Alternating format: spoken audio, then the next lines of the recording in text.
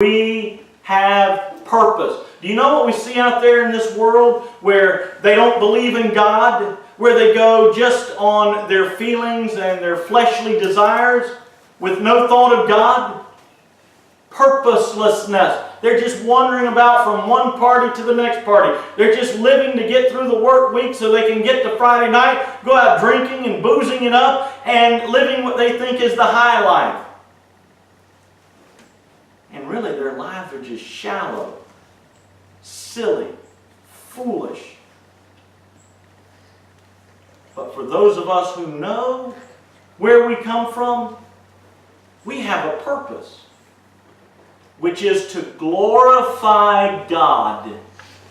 Now, a verse I read, and of course I've read it many times before, but I read it last week and it really just impressed itself upon me, was this: He that offereth praise to me glorifieth me.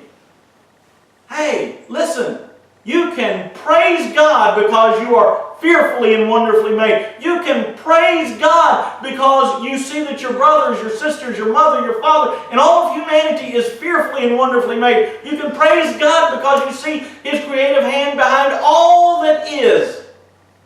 And when you praise God for all of these things, and when you praise God for who He is, you glorify Him. And that's your purpose. Your purpose is not about just having a fun time.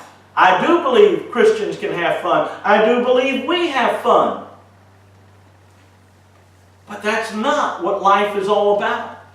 Our life is all about glorifying God. Whether therefore you eat or drink or whatsoever you do, do all to the glory of God. That's your purpose. If you're not fulfilling that purpose in your life, then your life is not being used as it should be. And we are to enjoy God throughout our lives. Whom have I in heaven but Thee? And there is none upon earth that I desire beside Thee. My flesh and my heart faileth, but Thou art the strength of my heart and life forever. I desire You, O God. I find my enjoyment and pleasure in knowing You and in living for You. The sanctity of life. I hope that it's been impressed upon all of our hearts and minds today. The world looks at life as though it's just a cheap commodity that can be disposed of. God says, I'm intimately involved in it. And next week we're going to finish on with this section of Psalm 119, verses 73 through 79.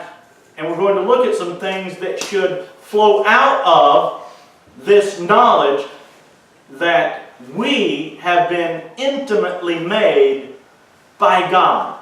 Thy hands have made me and fashioned me. And therefore, and we'll see the therefore next week.